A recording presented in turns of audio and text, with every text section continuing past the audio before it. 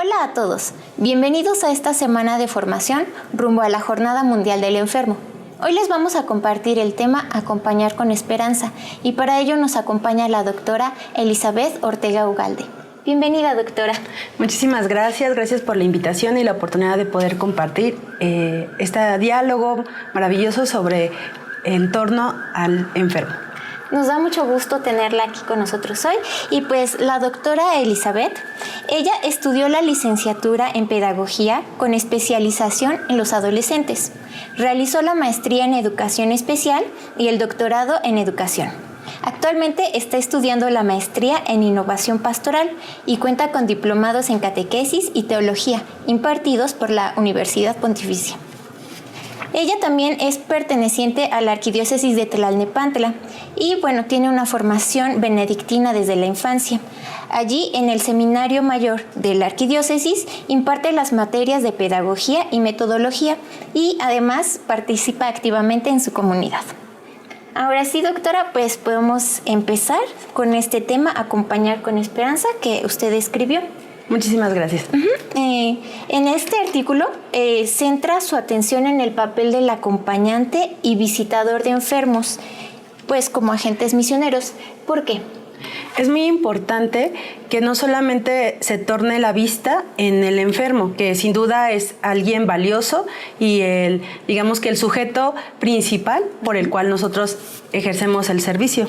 Pero todo acompañante, pues como la palabra misma lo dice, va de la mano, tiene que caminar junto con él, porque si solamente se ve qué es lo que puede dar el enfermo o qué es lo que tiene o cuál es la manera en que podemos estar cerca de él sin él formarse y sin él ser sensible a lo que va a hacer, pierde ese sentido de acompañar, que al final es ser esa compañía que te llena de alegría en un momento determinado de tu vida. Claro. Aquí dice en el artículo, comienza y habla sobre factores que han orillado a las personas a alejarse unos de otros cada vez más. ¿Puede hablarnos sobre estos factores, por favor? Claro, fíjate que la semana pasada leía un artículo del doctor Roberto Mena, es un catedrático de España, y entonces él nos hablaba sobre en qué momento el sujeto pierde su dignidad, ¿no? Y decía que la persona pierde su dignidad cuando pierde un empleo o tiene una enfermedad o cuando ya no tiene la posición económica o por la edad. Y nosotros pensaríamos, ¿por qué no? Si al final sigue siendo digna. Pero dice que nosotros como sociedad, al ya no tener dinero, no tener un trabajo, no ser productivos socialmente, los catalogamos como que no son dignos. Entonces esta parte que yo menciono, pues es muy necesaria porque va de la mano. La dignidad con el ser con el enfermo, con el estar ahí, acercarte, recordarle que sigue siendo una persona digna y valiosa. Y sobre todo, cuando se pierde eso es cuando como que los estamos segregando indirectamente. Claro, y por ejemplo, hablaba primero sobre la importancia del acompañante, que es ir de la mano del enfermo. ¿Cómo entonces este acompañante va a trabajar con el enfermo para, en lugar de alejarlo, acercarlo nuevamente? Claro, pues el acompañante tiene que siempre recordar que el enfermo es parte de su iglesia, es parte de la iglesia, porque muchos de nuestros enfermos están en casa o están en los hospitales, tienen que estar constantemente. Y al no estar participando tan activamente en un movimiento, en un grupo, se les olvida que siguen siendo parte de la iglesia. Y el acompañante tiene que recordarles, es esa conexión que tienes, como que es ese eslabón dentro de la cadena de la iglesia, que les recuerda, eres parte de la iglesia y yo vengo contigo a acompañarte sabiendo que sigue siendo parte de nosotros. Claro. Y entonces, el papel, podríamos resumir que el papel del acompañante es eso, recordarles que son parte de la iglesia, que son la iglesia, de la mano con ellos. Sí, va en torno a ese contexto, porque es lo que mencionaba, ¿no? El acompañante se vuelve esa conexión. Y si nosotros lo vemos como sujetos aislados, de que yo voy, cumplo, hago un papel, el otro me escucha, cumple su papel y ya, ahí termina. Y en realidad no. ¿Qué pasa con todos los enfermos? Que su único contacto para entablar un diálogo es el acompañante. Yo he conocido personas, conocí el caso de una persona que un día dejó de hablar. Y entonces le hicieron varios estudios médicos y neurológicamente no había ningún problema para que hablara. Pero no hablaba porque nadie la visitaba. Entonces, digamos que su cuerpo se programó a decir, tú no ocupas este sentido, esta habilidad, y bloqueó el habla. Entonces, por eso creo que el acompañante es muy valioso su papel, es decir, tú eres esa luz de esperanza que le brindas al enfermo en su entorno, en donde se encuentra, aunque incluso tenga un familiar que esté apoyándolo, también los familiares caen en esa misma rutina de que a tal hora le tengo que dar el medicamento, que si lo tengo que bañar, que si lo tengo que llevar, o escuchar de lo mismo que se queja diario, ¿no? Al final pues es parte, pero nunca perder esa sensibilidad que tú ves al platicar con otro ser humano. Porque parecería como que el ser enfermo es como que otra persona, de otro planeta, es otra, no nada que ver con los que estamos, no, o sea, en realidad sigue siendo ese ser humano sensible, como todos lo somos, que un día estamos de buenas, un día estamos de malas, un día no quiero hablar con nadie, un día quiero reír, un día quiero cantar, pero como te digo, nos vamos enfrascando en, pues hay medicamentos, es el horario, hay que hacer esto, y acaba el día, y al otro día lo mismo. En este aspecto, y considerando que el acompañante pues también es un ser humano con todas estas características, y usted comenta algo en el artículo, dice que el acompañante o visitador de enfermos es un llamado o una vocación de Dios. ¿Por qué? Porque no todos tienen esta habilidad que yo te menciono. Yo tuve hace algunos años, por una situación familiar, que estar más de un año constantemente en el hospital. Podría estar en una semana 5 veces a la semana o 3 veces a la semana. Y entonces tú puedes ver a las personas que están esperando un diagnóstico de un familiar y los rostros de esa persona es triste, es cansada, hay pequeñas luces de esperanza, pero es cansado. Y llegan distintos personas a darte ánimo, hacen una oración, te comparten un alimento, etc. Y ese que vayan, pueden ir por una iniciativa de que los mandó su párroco, o también pueden ir porque pues como grupo quieren asistir, pero es que alguien quiere hacerlo. Entonces por eso el acompañante es una vocación, porque tú debes decidir tener esa paciencia de platicar con esa persona cansada de estar en cama, que muchos de ellos a lo mejor tienen llagas, algunos no pueden comer igual, hasta sus necesidades básicas como es el baño, ¿no? Entonces, no todos tienen esa capacidad y empatía para poder entender, escuchar y animar al enfermo. Y es por esto que menciono que es una vocación. Claro. Y entonces, ¿cuáles serían o cuáles son las características que un acompañante de enfermos debe tener? Pues yo creo que la primera es querer hacerlo. El deseo de descubrir cómo yo puedo acompañar a alguien. A lo mejor a algunos nos toca cuando algún familiar se enferma, ¿no? Y pues diríamos, es nuestra familia, tengo que estar ahí, no me puedo decir que no me queda de otra. Pero cuando no es tu familia directa, o tu conocido, un amigo, y tú decides ir a visitarlo y dar ese paso de llegar a la parroquia y decirle, Padre, yo quiero ir y compartir la comunión, ir a visitar a los enfermos, hacer una oración, es la decisión. Entonces la primera decisión es, yo quiero ir.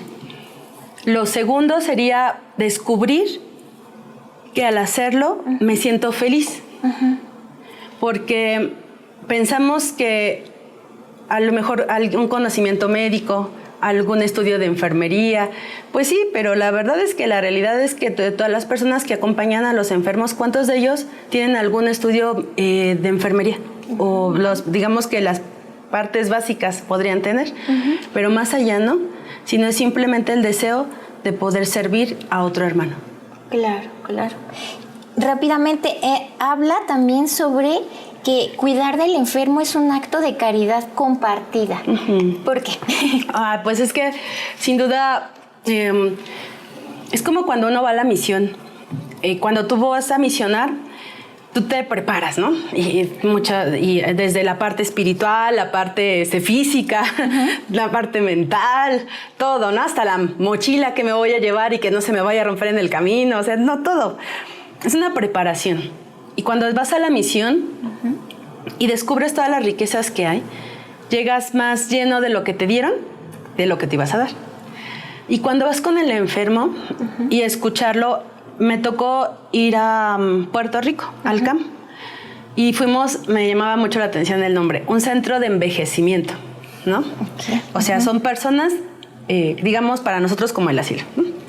Y había, en el área donde entramos, primero nosotros eran puros hombres, hombres de 80 años, 89 años, 90 años, y pues todos llegaban y querían hacer una oración y demás.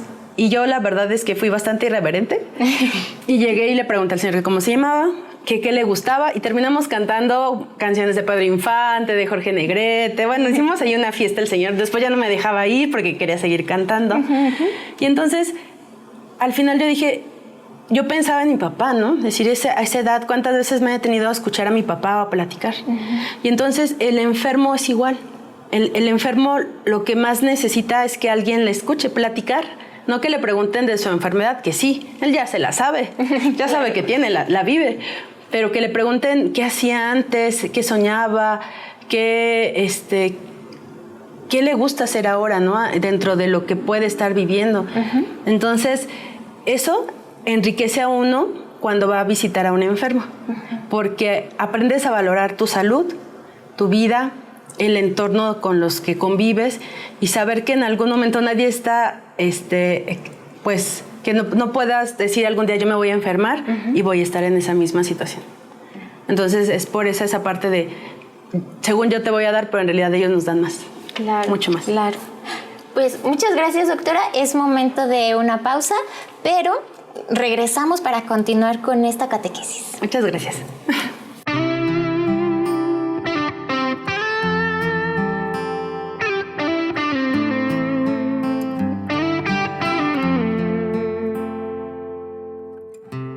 El llamado de servir con amor a los enfermos en cuerpo, alma y en el dolor. Mi corazón late fuerte con un propósito claro. En la misión encuentro mi vida y mi destino ya. Soy un instrumento de su amor y gracia, y en su encuentro mi libertad y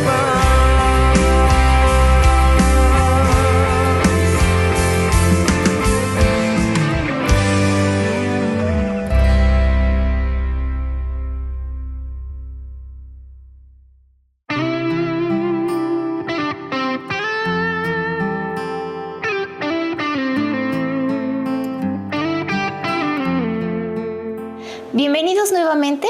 Estamos con el tema Acompañar con Esperanza de la doctora Elizabeth Ortega Ugalde. Estamos en esta semana de formación rumbo a la Jornada Mundial del Enfermo para que continúen siguiéndonos a lo largo de este tiempo para estas catequesis. Y bueno, en el bloque anterior estábamos hablando, lo último, sobre la caridad compartida, por qué es caridad compartida. Entonces, ahora la pregunta sería, ¿qué características debe tener un acto de caridad para ser verdadero acto de amor? Híjole, es una pregunta muy compleja. Pues yo creo que un acto de caridad, para que llegue a ser verdadero acto de amor, debemos entender la caridad no como yo te doy algo que yo creo que me necesitas, sino te doy algo que para mí es valioso y que te lo entrego sin esperar nada a cambio.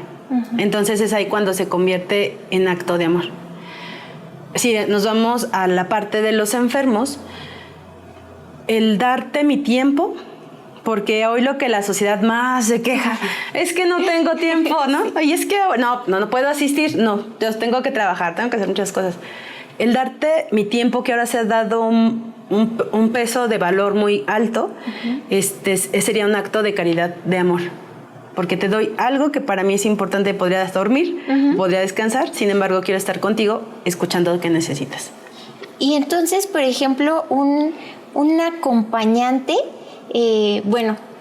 tiene este acto de amor hacia los demás, entregando su tiempo, pero ¿cómo puede uno saber si verdaderamente es un acto de amor? Cuando lo disfrutas. Si tú al hacer algo sientes ese gozo y esa alegría, y aunque te hayas cansado, aunque estés desvelado, tú así lo disfrutas, y terminas y el cansancio no se siente.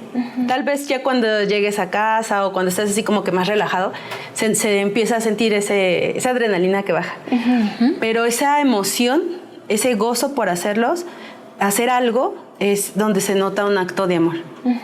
Es ahí. Y se dibuja en el rostro, se dibuja en las expresiones, en la parte corporal, ¿no? O sea, se nota esa alegría totalmente. Así es como que base para el acto de amor. Muy bien. Y bueno, continuando, ahora pasemos a algo bien importante, que además esto nos va a regir durante todo el año, que es la esperanza. Entonces, en tus palabras, ¿qué es la esperanza? Fíjate que ahora en este jubileo de la esperanza, cuando leía por qué el Papa Francisco decidió hablar de la esperanza aparte del COVID, ¿no? Que de ahí que el ser humano pierde esa esperanza ante la situación que vivimos, ¿no? Mundialmente. Y por eso este año él nos invita a recobrar esa esperanza. Y yo cuando lo junto con la palabra el año jubilar, a mí me emociona, la verdad, porque digo, jubilar es como una fiesta. O sea, yo pienso, es una fiesta. Y una fiesta, ¿quién va a una fiesta malhumorado? La verdad es que son pocas personas que dicen, yo no quiero ir, ¿no? Es poco raro, y ya estando en la fiesta tienes esa esperanza de divertirte. Entonces, cuando hablamos esta parte de la esperanza en torno al enfermo y en torno a lo que nos invitan a vivir y a compartir de la esperanza, es lo mismo, es compartir esa alegría de que todavía puedes encontrar algo más, no importa la situación en la que estés. Sí puede haber algo más. A veces nosotros nos cerramos ante una preocupación, ante una pérdida, ante un dolor, y pensamos que no hay esperanza, el esperar a algo más. Entonces es darle ese gusto por saber que sí existe, que sí hay. Entonces, retomando esto, ¿cuál es la esencia de acompañar en la esperanza? Sería, pues yo creo, me voy a ir a ambas partes. Primero a la parte del acompañante, que debe de sentir esa esperanza de que su presencia pueda lograr la esperanza en el otro, ¿no? Porque él sabe que lleva el cuerpo de Cristo cuando comparten la comunión.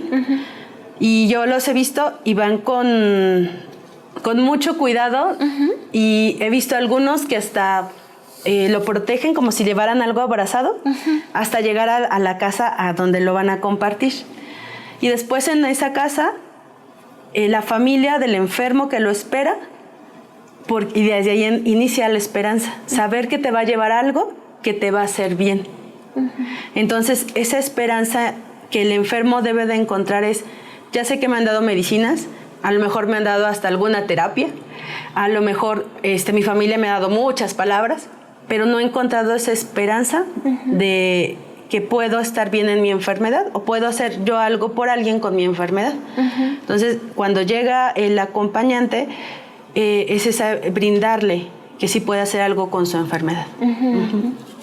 Y entonces, el acompañante, pues, siendo portador de esperanza para el enfermo, pero dinos, ¿cómo puede el acompañante de enfermos mantener esa esperanza, él tener esa esperanza para después dársela a los demás?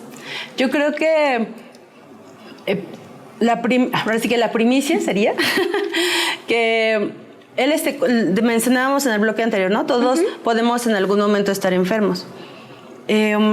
él estar consciente de que también en algún momento pues puede padecer una enfermedad, ¿no? Que a lo mejor te limite. Puede ser hasta de una temperatura que tengas. Eso nos limita y no nos permite ni siquiera pararnos de la cama, ¿no? Y no es una enfermedad grave.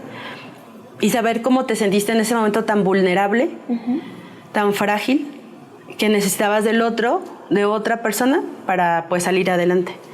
Entonces, yo creo que el acompañante nunca debe de olvidar que se ha enfermado. O sea, que se ha enfermado, tampoco vamos a hacer una lista de ver cuáles son el top de las enfermedades, ¿no? Pero que él se ha enfermado, ¿no? Y que va a acompañar a alguien, o cómo le gustaría, o cómo le acompañaron a él cuando estuvo enfermo, y cómo le gustaría acompañar al otro, ahora que él es el sano, digamos, y va a acompañar al enfermo. Claro. Y bueno, ahorita que decías esto, entonces resumo, porque tú lanzas 2 preguntas y en las cuales me baso, que una es la misión de acompañar y cómo se vive. Entonces, ahorita que decías eso, ¿tú cómo puedes decir que se debe vivir ese acompañamiento y cuál es la misión del acompañante? Pues vivir el acompañamiento es llevarlo con alegría. A lo mejor menciono mucho esa palabra, pero es que lo que menos se le habla al enfermo es de la alegría. O sea, es algo importantísimo que nosotros no debemos dejar que el enfermo olvide ese gozo hasta de un chiste. El gozo de un partido de fútbol, de que ganó su equipo, el gozo de escuchar una canción. Son pequeños, dicen por ahí, pequeños detalles que hacen grandes cosas, ¿no? Y de hecho Dios nos enseñó de esa manera, ¿no? No nos pide mucho para hacer grandes milagros, solo luego acciones pequeñas. Sí, claro. Entonces el acompañante realiza esas manos extensas de Dios con acciones muy pequeñas para darle dicha y alegría a otro. En este caso, a un enfermo. Y entonces, ¿cómo se logra que el acompañamiento sea efectivo? Pues que sea efectivo es que no se canse de asistir. Ahorita que retomando un poquito lo anterior que mencionabas de la misión, ¿no? Pues va junto, ¿no? ¿Cómo no te cansas el buscar constantemente? Yo siempre les digo a las personas, acuérdate ¿por qué iniciaste? Cuando tú te sientas cansado, desanimado, esto lo decía San Ignacio de Loyola. Cuando no sepas a dónde tienes que ir, acuérdate cómo comenzaste. Y entonces el acompañante, acordarse por qué quiso ser. ¿Cómo fue ese primer enfermo que visitó? En que a lo mejor la regó mucho, o a lo mejor le salió excelente, no lo sabemos. Pero ¿cómo fue ese primer instante que lo llevó al paso de los años o al paso de un mes a seguir asistiendo y buscar? Y si le dicen ahora te tocaban 10, ahora tienes 15, ¿no? Que vas a cuidar y que vas a estar atento de ellos. Entonces es ahí donde se empieza a entrelazar la misión, descubrir que lo que tú soñabas es real y que al hacerlo real sientes ese amor de la persona y que tú también puedes dar ese amor, ¿no? Es ahí donde se va llevando este aspecto tanto misionero como de servicio. Sí, claro. Pues muchas gracias. Es momento de otra pausa, pero continuamos con este tema. Gracias.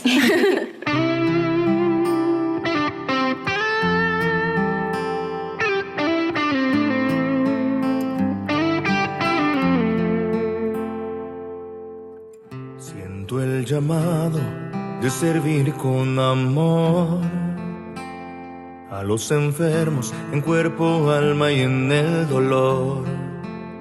Mi corazón late fuerte con un propósito claro. En la misión encuentro mi vida y mi destino ya. Soy un instrumento de su amor y gracia, y en su servicio encuentro mi libertad y paz.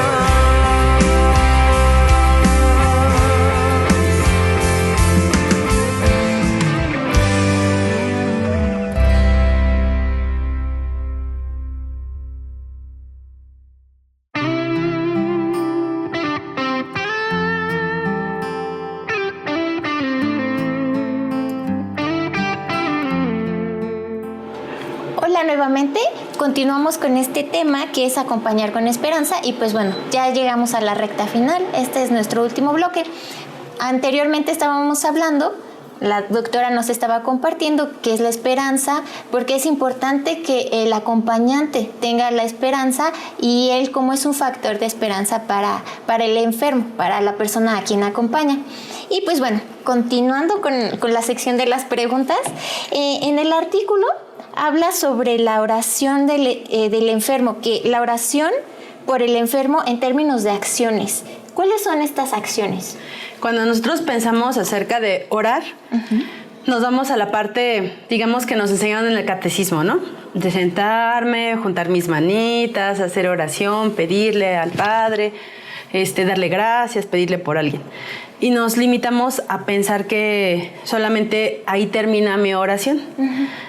Y sabemos también que por fe la oración puede cambiar y sanar aunque no estés justamente con esa persona en el instante, ¿no? Va más allá. Y entonces con todo esto, la oración que lo menciona en el artículo es estas acciones, porque el orar no solamente son mis palabras, se dice que todo lo que hay en nuestro corazón lo transmitimos a los demás. Y entonces cuando nosotros oramos en acción, es transmitir lo que hay en tu corazón por el otro.